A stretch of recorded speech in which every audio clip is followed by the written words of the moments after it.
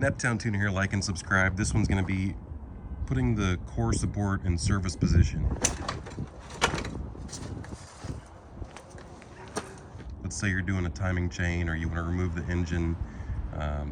It's going to be easier to put this in service position or just completely remove it altogether. So first I'm going to be tilting it back, and then because a lot of people don't want to take it out altogether, it's a lot more work to take it out altogether. You don't really need to, but some people might want to just have complete access to everything, and it's also not very hard to lay the AC condenser to the side and just take the whole thing and put it to the side. The worst part of it is you just have to disconnect these lines that go to the transmission, your transmission lines, but that only applies to the automatic version. I already took the bumper off. Let me explain that real quick. Everyone can take the bumper off. The hardest part on taking the bumper off is getting in the inner fender wells and getting a long extension into this 10mm bolt right here on either side. So you have to get these T25s out of the fender, move the fender back like this. You're gonna get the underbody pan off, the splash pan off. There's 4 T30s that go across the bottom of the bumper. You gotta get these 4 T30s across the top of the bumper. Take this off.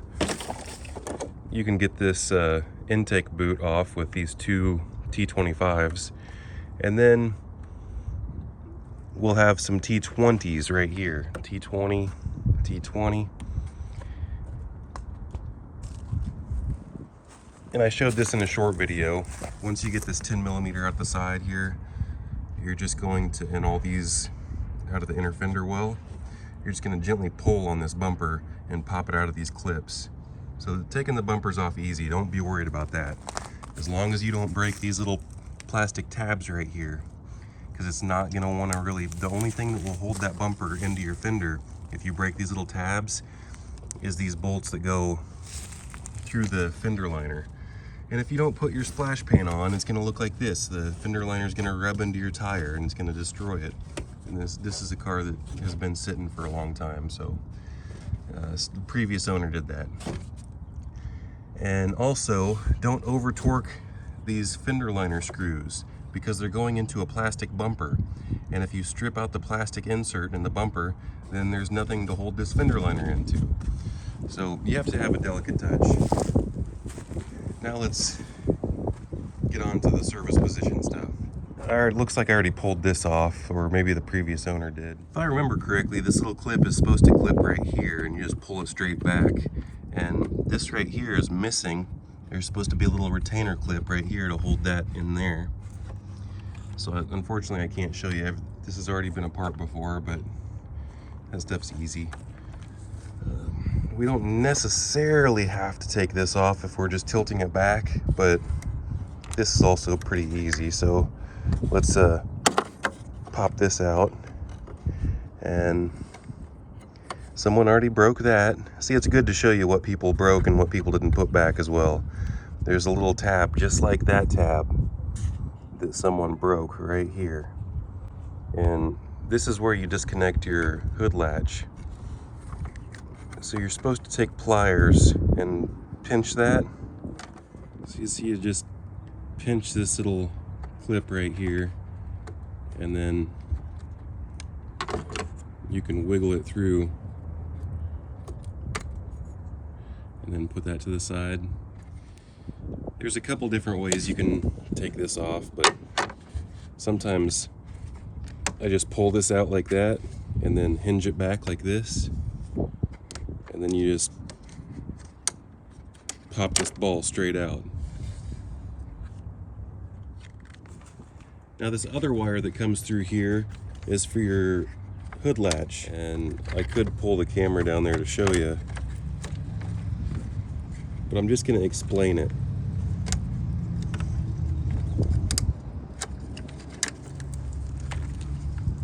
You see this little spring clip right here? Little tab. There's a couple different ways. You could just pull it back. It's easiest just to pull it back. But another thing you could do is get down there with your finger and actually disengage that clip. That clip, you just pull back this clip, and then you could pull the whole thing off. So you could do that either way, and then you're ultimately going to have to disconnect it. take this out, and usually you just get a right angle pick underneath this in that little spot right here, and then usually I just wiggle that, pop this clip back into place so you don't lose it. You can't buy these clips separately.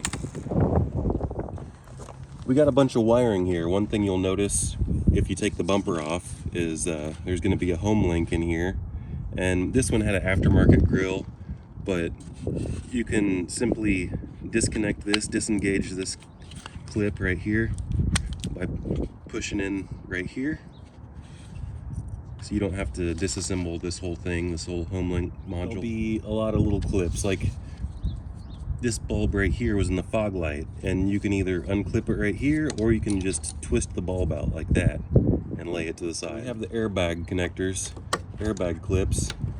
You're going to pull down on this brown tab and then push in on it to disengage it.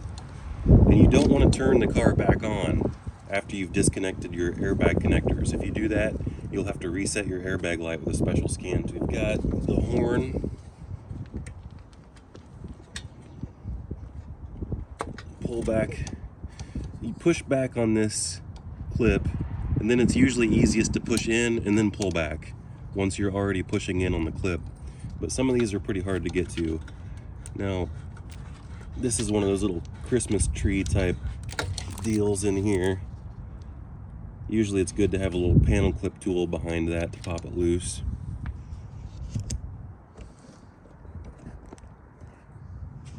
Now we're going to come up here to another one of these. See if I can just get something behind here. Just kind of push it back. And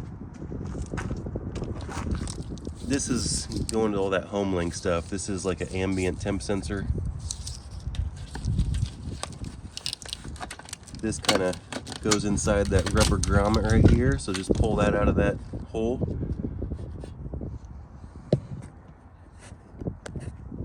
Then we have this AC pressure switch connector.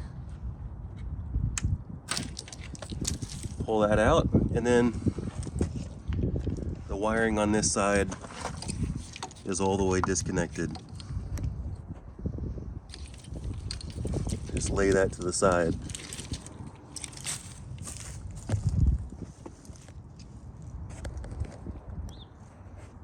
We have a very similar situation over here. This one's already been pulled out right here, but that doesn't need to be pulled out. I'm gonna pull down on that brown clip and then push in and then wiggle and pull down. Sometimes I just take a pair of pliers right here if you don't have a panel clip tool handy, and just wiggle and pull on that. And then our horn right there. Disregard this. This is for the cooling fan control module. I unplugged that earlier on a different video. We're going to get both of these hoses on either side. I'm going to go ahead and do them at the intercooler because I feel like it's easiest just to get the hose pick or move it around by hand right here.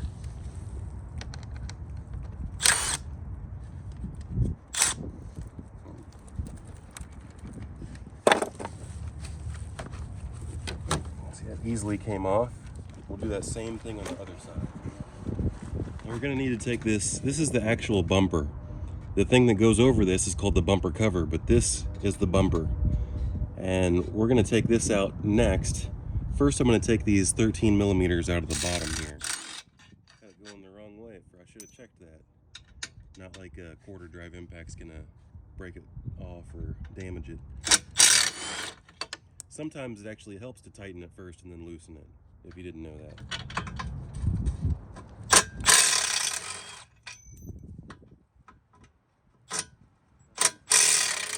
Put a pry bar inside here to pull this loose. And sometimes it'll just come out by hand. So this whole thing is loose, put it to the side. At some point we're gonna have to unclip these headlight connectors. Might as well be now, both sides.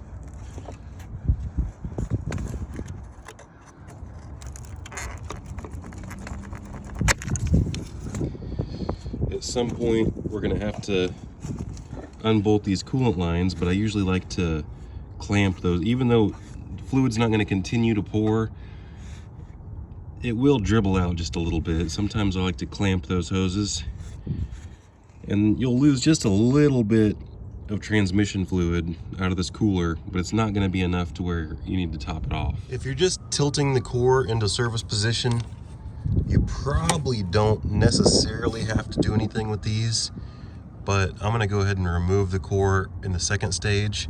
So these support brackets are gonna need moved out of the way anyway. So there's a 13mm nut on this side, and if you get really lucky, the weld breaks on this stud and it gets completely destroyed. Now this one's gonna give me a hard time. Look at that slipping off. It's all rusted. I got a small ratchet on there as well. So I just tried with 2 hands on the small ratchet and I still couldn't get it. I could get it if I went to go grab a larger ratchet, but I'm just gonna disconnect them on these T30s, and this might be completely rusted off as well. You see how bad this is. The first thing is I need to make sure it fits. I'm not gonna hit the trigger. Well, maybe I lied a little bit. I'm going back and forth a little bit to try to get my bit fully seated. Then when I thought it was fully seated, I went ahead and went in reverse. You see how rusty that is. So I'm just gonna, even if I tilt it, really all I need to do is get these out. I don't necessarily have to get these out either way, but whenever I go to put the core back in, when I completely remove it, it's difficult for one person to pick up this big whole unit and then also line these up. But we'll get there when we get there. If you want to see a installation video, you'll have to tell me in the comments though.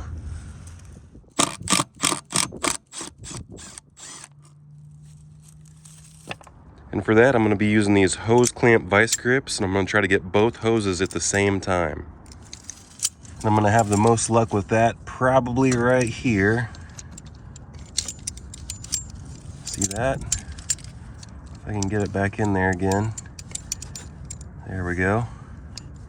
Gotta have it perfectly evenly spaced.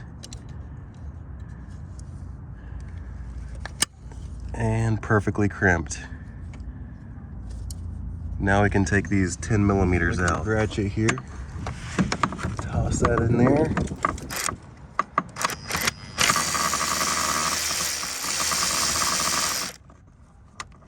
There's one down, one to go. Now remember, this step is not necessary. Do not do this step if you're just tilting it back. If you're just tilting the core support back a little bit to get a little bit of room, you do not need to take these transmission lines. Only for if you're removing it altogether. This top one, get a better view of it, maybe through here. I gotta get this one out first. Right there.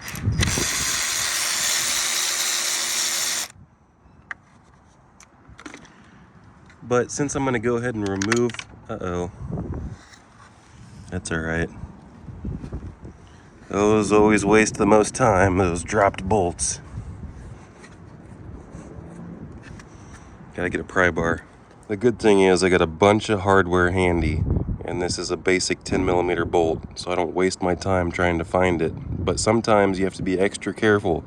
Of course, whenever I'm doing this, I'm holding the phone with one hand and working with the other, so it's a little bit more difficult to grab stuff whenever I'm trying to get a good view through the camera. Lubrication is always going to make your life a little bit more easier. So we'll do that before we put this in here, and I'm just going to kind of gently pry on it, and you see that popped out. I'm going to have to do that same thing on the bottom. I don't have a hammer out here with me at the moment, but I'm going to have to get it from the back side right here, or from the front side rather. And I'm just going to give it some taps like that. There we go. See the color of the fluid? Not horrible. Let that drain a little bit in the pan. and I'll get back to it. One of the mistakes I used to make was taking out this 10mm back here. Tucked right in there behind that hose. But really all you need to do is get to these 3 16mm. On some of the later models, those are T45. Earlier means older, later means newer, just so you know. Sometimes you have to use a long ratchet and a breaker bar to get to these 16mm in here. I got my shallow impact socket with my Harbor Freight wobble extension. You see, this one's going to be pretty hard to get to back here with that AC line. That's why I got that set up. You could probably fit a regular shallow too. I've actually never had a shallow impact socket. I'm trying it for my first time right now. We're going to check the clearance situation, and look at that. This extension really isn't even long enough. I need to have the extension past this horn so I can be back here. The socket on top of the bolt first. Then we're gonna fish our wobble extension into place. Then we're gonna hit the trigger. We're gonna repeat that. This might not be long enough right here either. Yeah, I gotta get me a longer extension regardless.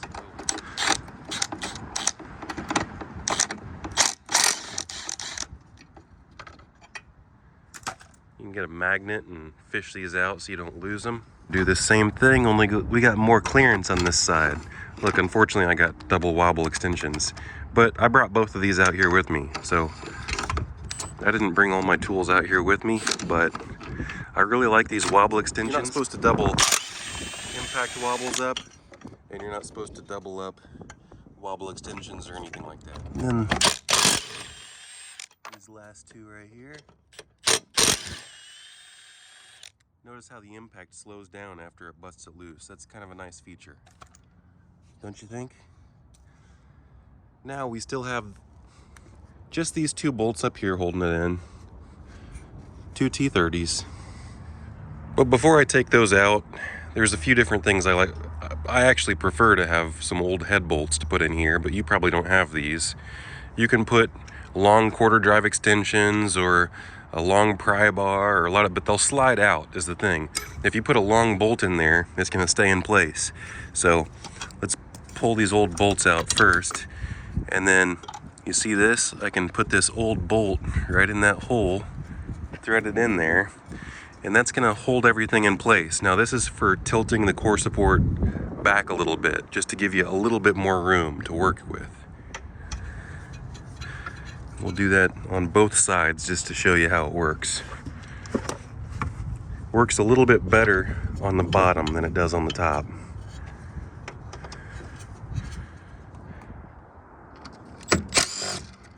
That one and this one. We don't have to take the headlights out. You could if you wanted, but be careful with, there's a lot of bad things that could happen if you just go taking stuff apart that you don't need to. You could mess up your headlight adjustment.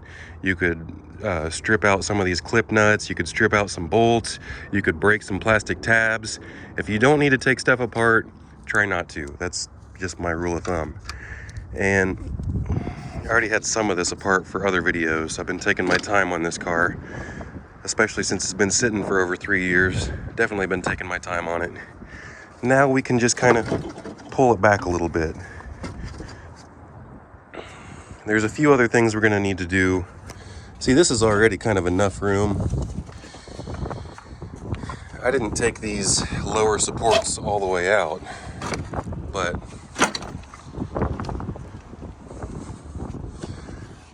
just from unbolting them right there, see how much room I got right here?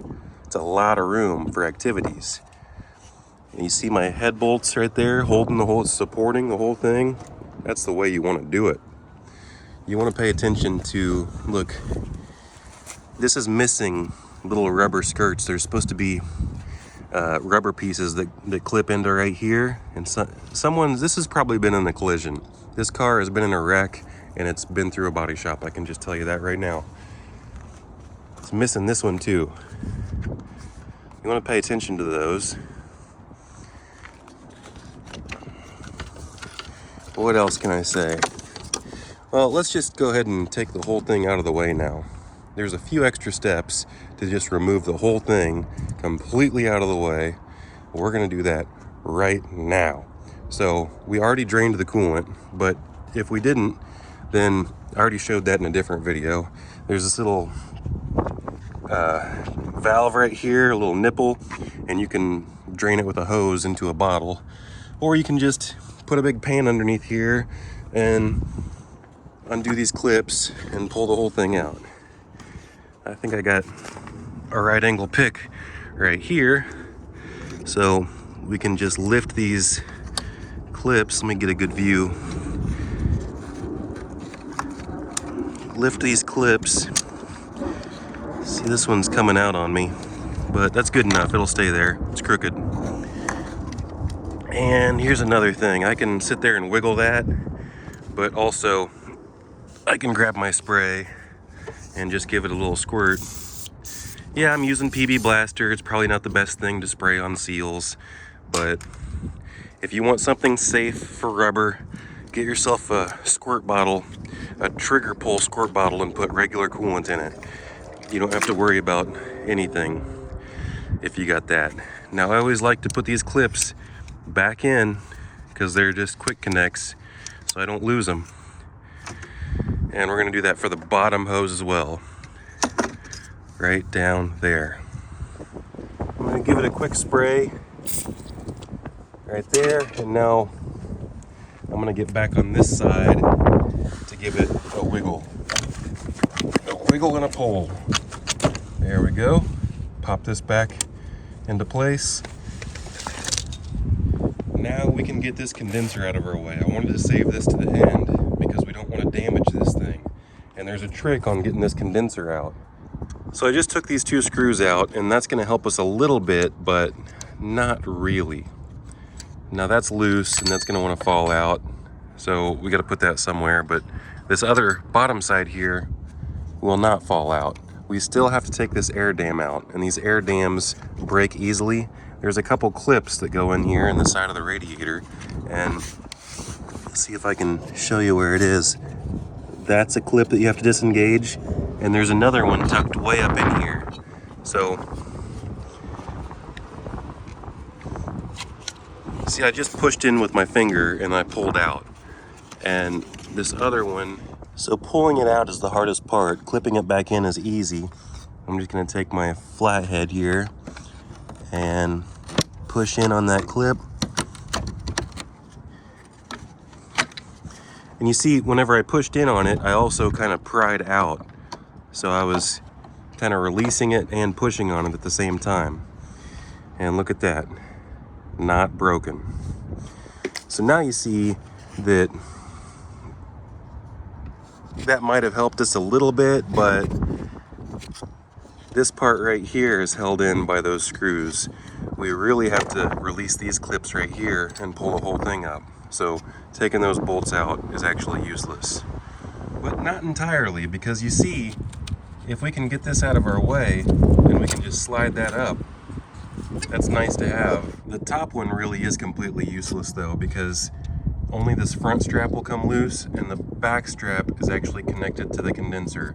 So on the top one, we got no way around it. We have to push in this plastic clip and then push the thing up. So to do that, we're gonna need both hands, that's for sure.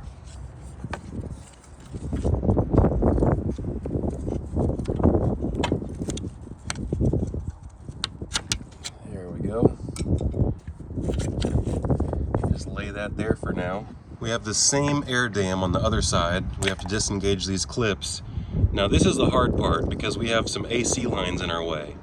And we still have these slide tabs that we gotta deal with. So, unfortunately, we have to bend these just a little bit to make this work. And I got my hand, can you see where my hand's at? I got my hand underneath here, and I'm just carefully bending this line out of the way a little bit. And then I'm gonna have to push, let's see. have to push this clip in the top. This part's gonna have to be disengaged, where this is a little bit more of a difficult trigger mechanism on this top one here.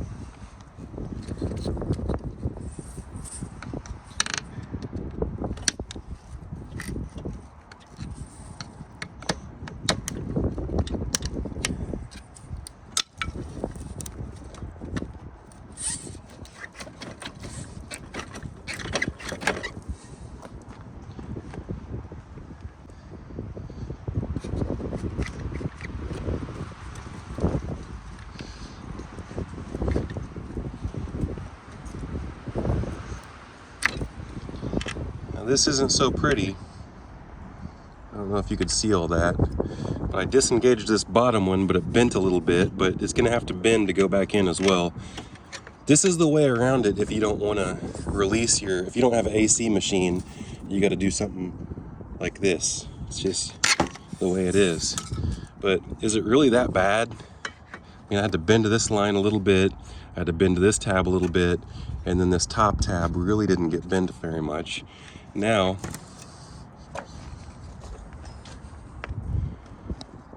we can take this whole AC condenser on these flexible lines and lay it to the side.